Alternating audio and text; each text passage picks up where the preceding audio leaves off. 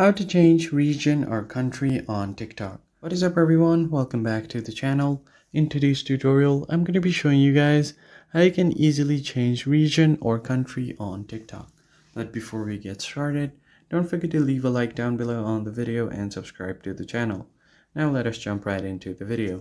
The first thing you need to do is go ahead and open up your TikTok app and make sure that you are logged into your account. Once you are logged in, what you need to do is head over to your profile icon at the bottom right corner. And once you land on your profile page, simply tap on the hamburger menu at the top right and then head over to settings and privacy. Once you land on your settings page, simply head over to your account section right on top. And then from here you could click on account information. Now here you'll be able to see your email, phone number, and then your date of birth.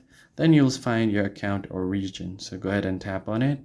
Once you find your account and or region, you will have an option to select a country to change your region. So you could select from any of these available countries.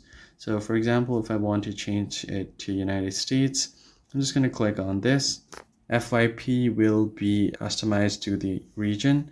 There might be some region restrictions, so there might be some regions that you cannot change it to because you recently used TikTok in the United States for at least 60 days.